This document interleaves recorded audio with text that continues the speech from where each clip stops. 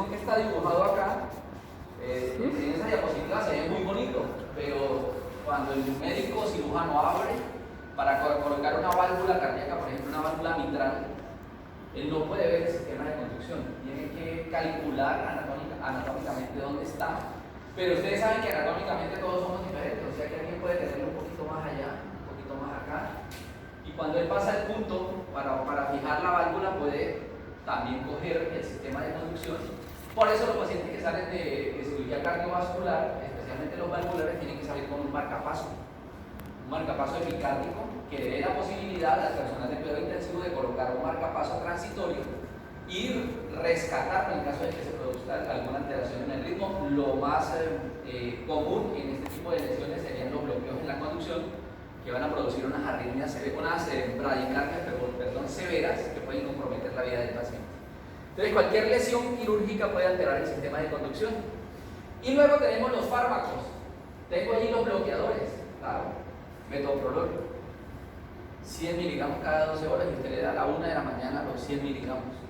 A las 5 de la mañana el paciente dormido ya tiene 40 en bradicardia sinusal, ¿cierto? El efecto del beta bloqueador más el efecto del sueño, baja la frecuencia. Pero vamos a otro bloqueador, o una intoxicación, por ejemplo, con digital. No se usa tanto ahora, pero todavía alcanza a ver unos pacientes intoxicados que llegan en bradicardias severas. Pero vamos a uno más común, amiodarona. Ustedes usan la amiodarona como un antiarrítmico y resulta que en cierto momento la amiodarona se convierte en un proarrítmico. Entonces, hay diferentes fármacos que le van a producir. La semana pasada hablamos del haloperidol, ¿se acuerdan? Que prolongaba el QT, y esto me puede inducir taquicardias ventriculares o arritmias ventriculares. Entonces hay diferentes fármacos que nosotros utilizamos en cuidado intensivo que pueden llevarnos a producir algún tipo de daño. Entonces todas estas causales son comunes en cuidado intensivo y pues nos pueden poner o generar dolores de cabeza. Hay tres causas importantes o tres mecanismos importantes cómo se generan las arritmias. ¿Les llegó la charla de la vez pasada en PDF? Sí. Esta también se las mando en PDF. Entonces, tres formas de generar yo siento que esta parte de acá está como muy en la espalda, pasémonos para este lado. Sí, pero no los estoy tapando. No. Bueno, entonces la primera es el impulso eléctrico no se genera adecuadamente. ¿Dónde se genera el impulso eléctrico en el corazón? Nodo sinusal. Entonces, hay muchos pacientes que tienen enfermo el nodo, entonces la generación del impulso se va a alterar. El impulso eléctrico se origina en un sitio erróneo. Cuando hablemos de extrasístoles, vamos a ver que los diferentes nodos del corazón pueden en algún momento convertirse en líderes y empezar a mandar un ritmo diferente al ritmo sinusal. Y los caminos para la conducción eléctrica están alterados. Hay una arritmia clásica para definir esto que se llama el síndrome de Wolff-Parkinson-White, que es que el paciente, aparte del nodo AB, tiene otras vías por donde la conducción puede bajar a los ventrículos. Puede tener una o dos vías accesorias, y eso hace entonces que se generen circuitos circulares que generan arritmias como taquicardias ventriculares. Esas son las causales, y esta sería el mecanismo de formación. Entonces, dentro de esos mecanismos tenemos dos grandes, que son el automatismo y la actividad desencadenada. Ya me devuelvo. ¿El automatismo cómo es? ¿Recuerdan el potencial de acción de una célula normal? Que dijimos que era así. Una célula normal. ¿Y saben cómo es el potencial de acción de una célula como el nodo sinusal? Que sería este, ¿sí? O sea, él solito se despolariza. La diferencia es que esta célula, si no hay ningún estímulo que rompa el umbral, se queda quieta. El nodo sinusal sí lo va a hacer solita y va a depender de los canales del sodio. Entonces, hay diferentes mecanismos que pueden hacer que esta pendiente se incline, y si se inclina, pues la frecuencia cardíaca baja, o que esta pendiente se aumente, entonces la frecuencia cardíaca se va a hacer más rápida. Entonces, es un puro mecanismo de automatismo. Entonces, por ejemplo, en una estimulación simpática, se va a acelerar la despolarización del nodo sinusal y va a hacer que la frecuencia cardíaca sea rápida, Y por ejemplo, en una estimulación parasimpática vamos a tener lo contrario. Entonces tenemos un automatismo normal con la célula marcapaso despolarizándose como es, pero un mecanismo como la estimulación simpática o parasimpática que hace que la frecuencia se aumente o se disminuya dependiendo del cambio en la pendiente de despolarización de la célula. Y el segundo mecanismo grande se llama la formación por postpotenciales. Entonces miren que el potencial de acción que tengo aquí dibujado es una célula normal, ya no es una célula marcapaso.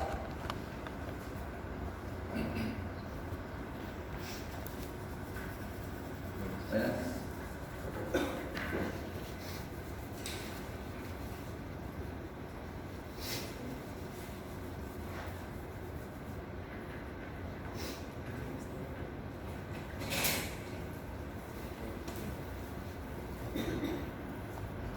Y recuerdan que en la clase anterior hablamos de los periodos, el refractario absoluto, el refractario relativo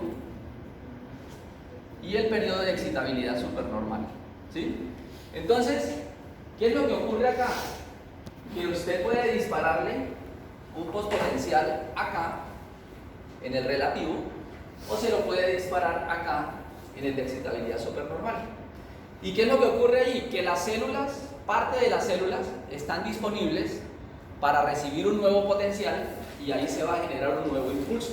Entonces, si ustedes están en cuidado intensivo y están viendo la curva de la línea arterial del paciente, digamos que es así, y el paciente hace una extrasístole ventricular, seguro que la curva de la extrasístole va a ser con un volumen sistólico más pequeño, ¿sí?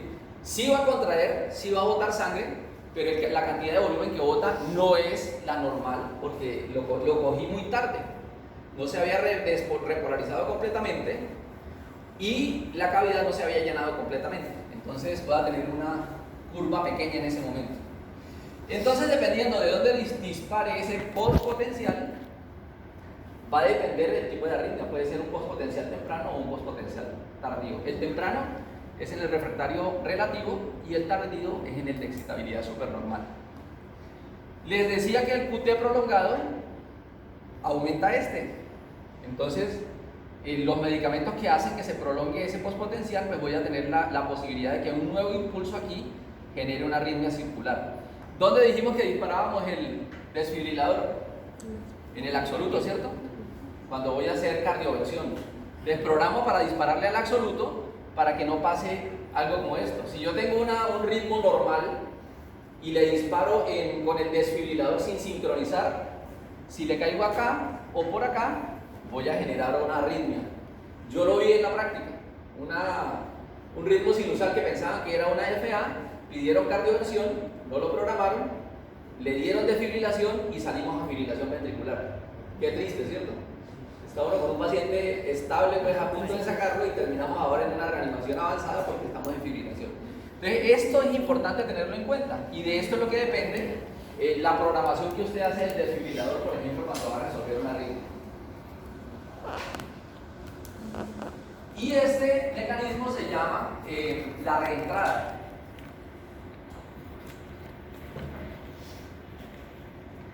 Entonces, ¿qué pasa en la reentrada? Arriba está la aurícula y este es el nodo AB. El nodo AB tiene una vía rápida y una vía lenta, siempre. La vía rápida es la que conduce más o menos, ¿cuánto es el PR normal? ¿Cuánto es? De 0,12 a 0,20. Es el PR normal. Entonces, si tengo un PR prolongado, es posible que no esté usando la vía normal, la de 0,16 a 0, la de 0,12 a 0,20, sino una vía más lenta, un bloqueo AB, por ejemplo. Entonces, estoy conduciendo por la vía más lenta. Pero si esa vía se bloquea, entonces viene la conducción de arriba, entra al nodo, se bloqueó la lenta, lo hizo por la rápida, ¿y qué va a pasar? Patológicamente, como esta vía está disponible, puede generar un mecanismo de reentrada, o sea, la energía va a empezar a recircular en este triángulo. Y como lo está haciendo tan rápidamente, el ventrículo va a empezar a recibir estímulos más rápido. Y eso genera una arritmia, puede ser una taquicardia supraventricular o una taquicardia ventricular. Este mecanismo se llama reentrada.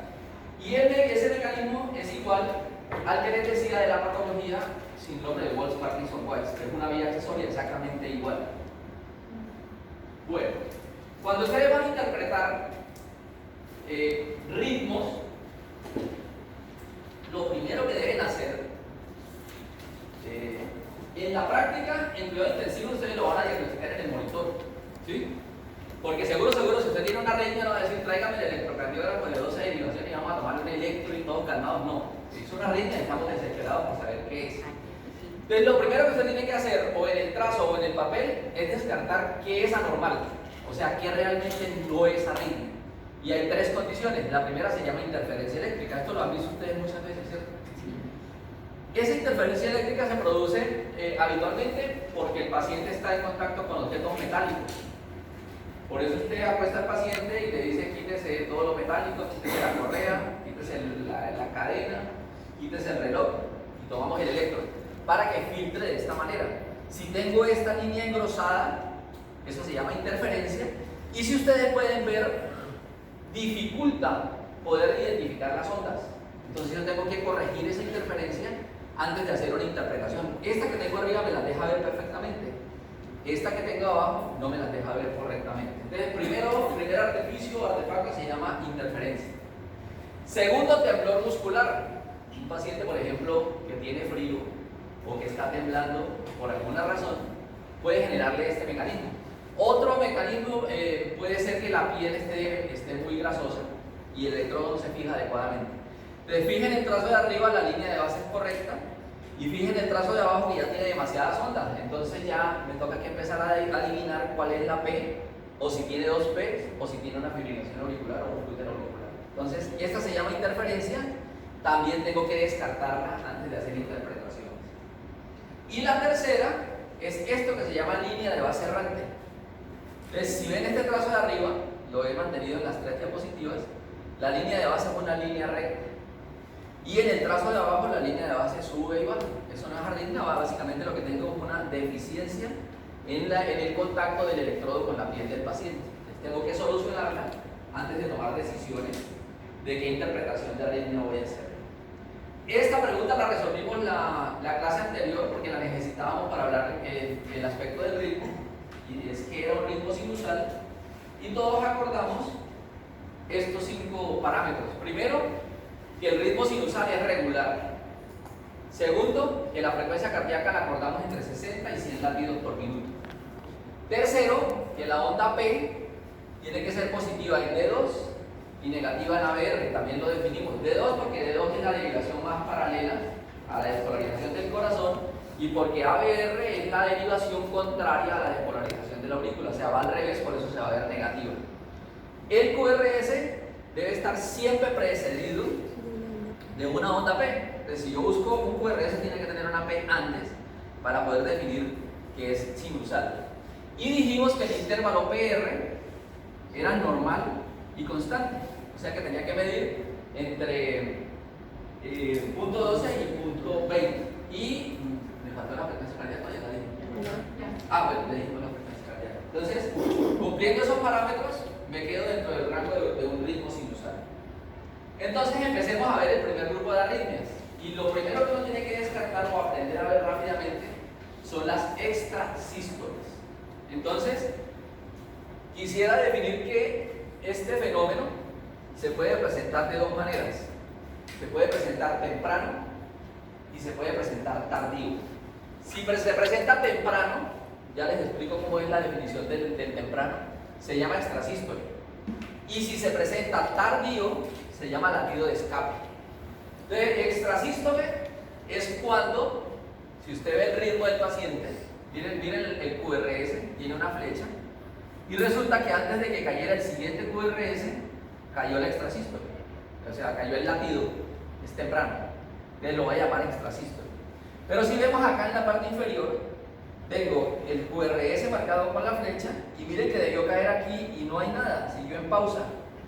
Y volvió a caer aquí y nada, hay pausa, y luego aparece este latido ectópico.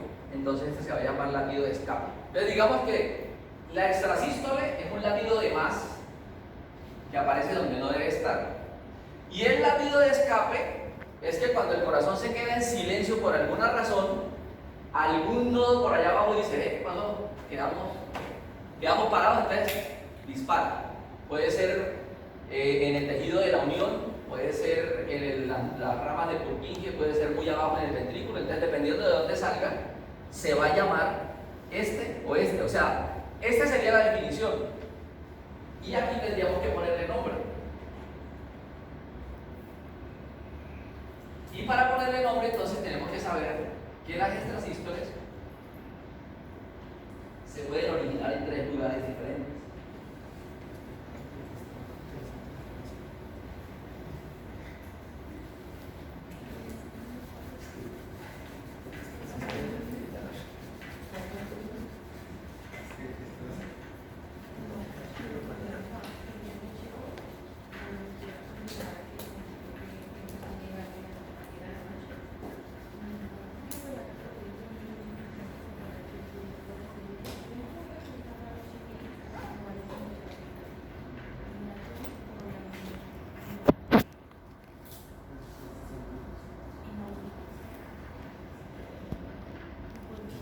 Entonces la extrasístole se puede originar en la aurícula. Si el latido sale acá se llama sinusal, pero si el latido sale de cualquier otro sitio de la aurícula lo vamos a llamar extrasístole auricular. O sea, es un latido que está saliendo de esta zona, ya sea de la derecha o de la izquierda. Las segundas, si recuerdan, hablamos la vez pasada de un tejido que llamábamos tejido de la unión, o los que llamábamos nodales, ¿se acuerdan? Entonces se pueden originar en esta zona que es muy cercana al nodo AB y a la tejido. Y las últimas son ventriculares, que se tendrían que originar justo en la parte inferior, en cualquier parte de la zona inferior, en los ventrículos. Y esas serían entonces las 3 clasificaciones que tenemos. Entonces, ¿cómo la identifico? Si voy a hablar de una extrasístole auricular, entonces tiene onda P, que va a ser ectópica, o sea, va a ser prematura, y el QRS va a ser normal. Entonces veamos esta imagen. Entonces miren la P sinusal, que es esta, que está mellada, ¿cierto? Mírenla acá y mírenla acá, la P sinusal. Y si pueden ver, aquí hay un latido temprano, ¿cierto? El QRS es igual, pero la P es diferente, ¿sí? Entonces tengo un latido ectópico temprano con un QRS normal, pero con una P diferente a la normal. Eso se llama extrasístole auricular, porque es temprana. Vámonos acá. Tengo el QRS normal, tengo una P sinusal acá, normal, y si voy al otro latido tiene una P sinusal normal, pero miren lo que tengo acá. Una P negativa con un latido ectópico temprano. Entonces, este se llama extrasístole de la unión. No sé si decirle extrasístole nodal, me gusta más extrasístole de la unión, pero sería de las que se originan en la zona del tejido nodal. Y esta, observen, tengo un QRS normal acá y acá, tengo una P normal acá y acá, y tengo un QRS gigante, ancho, desordenado, extravagante. Entonces ese sería una extrasístole ventricular. Y la misma definición aplica para latidos de escape, pero no tengo imágenes para los latidos de escape. Simplemente sería que este latido no es prematuro sino tardío. Y lo mismo acá y lo mismo allá. O sea, se pueden presentar esas 3 formas de latidos ectópicos. Si son prematuros, son extrasístoles, y si son tardíos, son latidos de escape. ¿Voy muy rápido?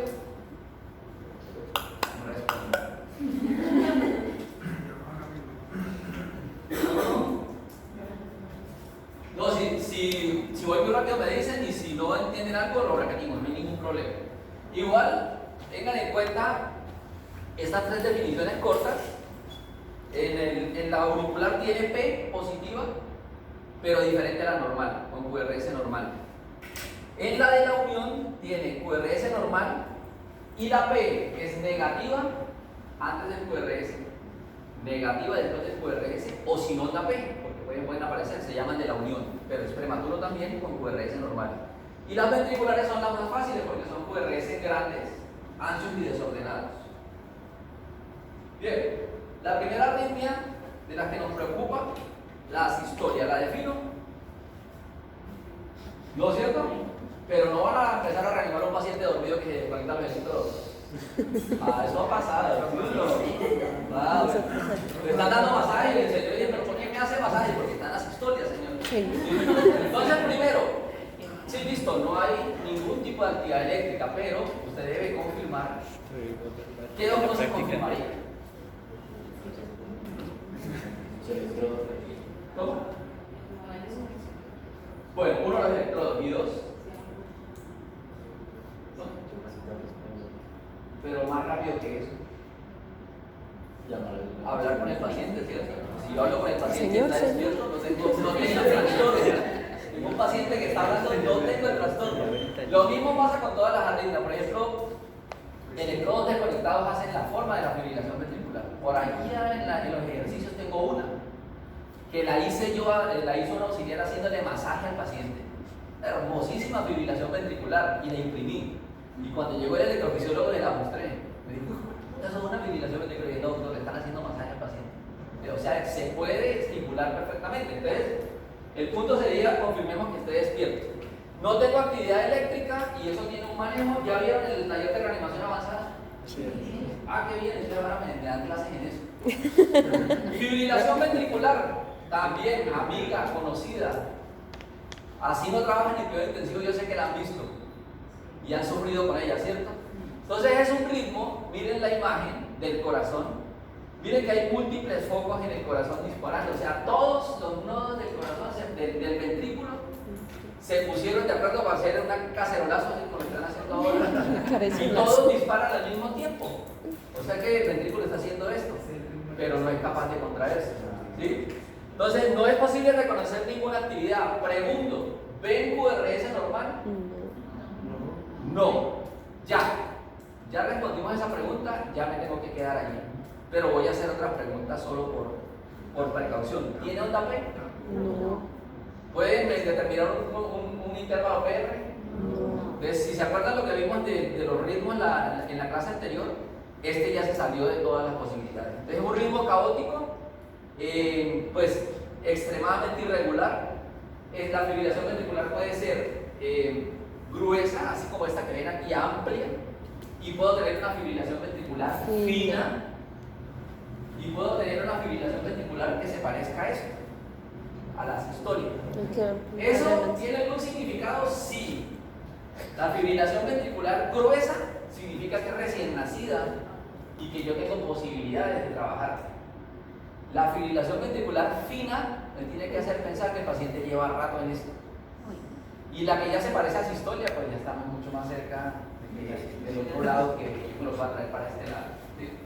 Entonces, esa sería. Ahora, las taquicardias ventriculares, esta que tengo aquí dibujada, se llama taquicardia ventricular monomórfica.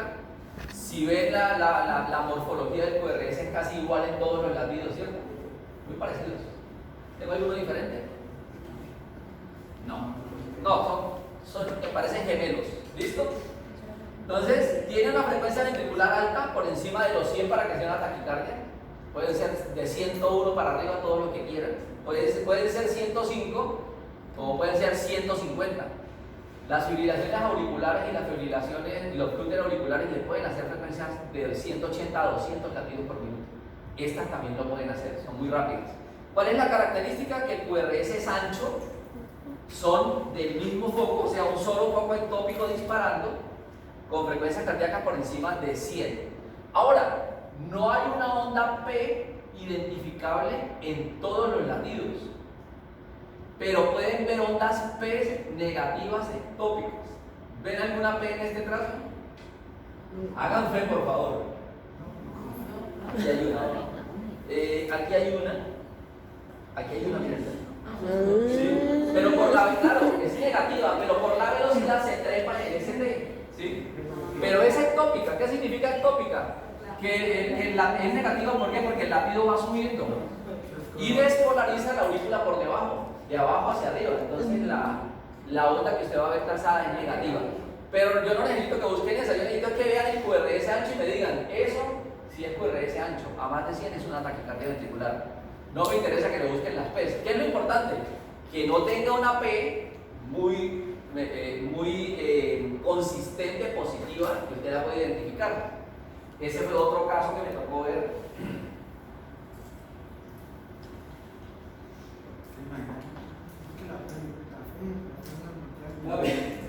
Ese es otro caso que me tocó ver de un paciente con muerte encefálica que iba a donar órganos.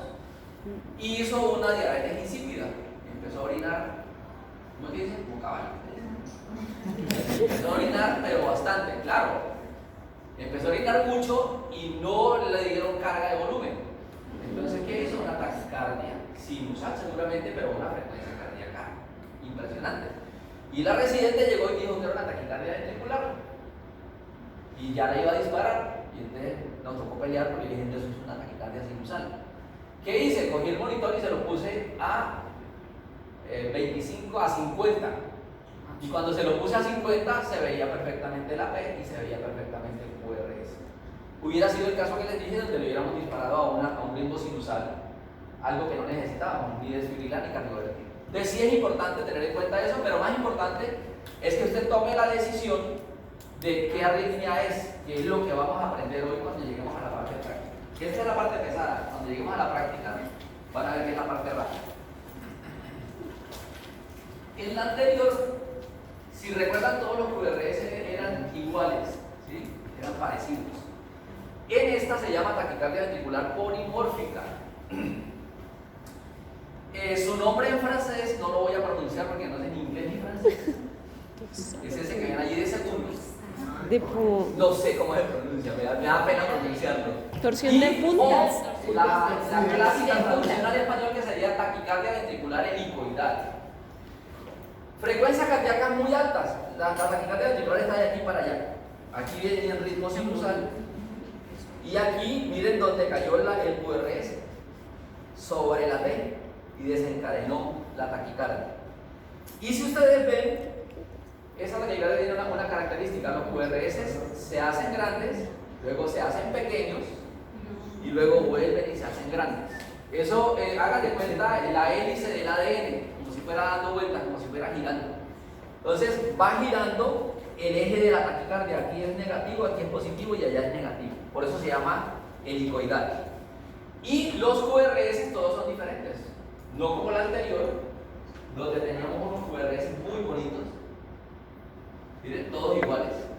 En esta taquicardia, los QRS varían muchísimo. Cambian el eje y cambian el tamaño. Por eso se llama taquicardia ventricular polimórfica o helicoidal. Onda P no van a ver por ninguna parte. QRS anchos y frecuencias cardíacas muy altas. Por lo general hay uno o dos focos disparando a diferentes frecuencias y por eso puede cambiar el eje de la taquicardia.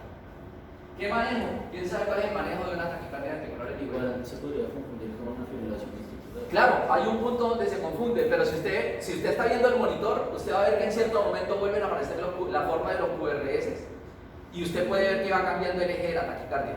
Pero si usted me dice en una urgencia que esto es una fibrilación ventricular, yo le diría sí, hasta que no se demuestre lo contrario, pero es posible demostrarlo. ¿Quién se acuerda cuál es el manejo de la helicoidal? Sulfato de magnesio, exactamente. Ese es el manejo de esta taquicardia. Viviana, 4 gramos al día. Bueno, y este algoritmo entonces ya ustedes lo conocen. Para reducir para estabilizar la membrana y reducir la velocidad de despolarización. Esa es la razón de usar magnesio en esta taquicardia. ¿Recuerdan este algoritmo entonces?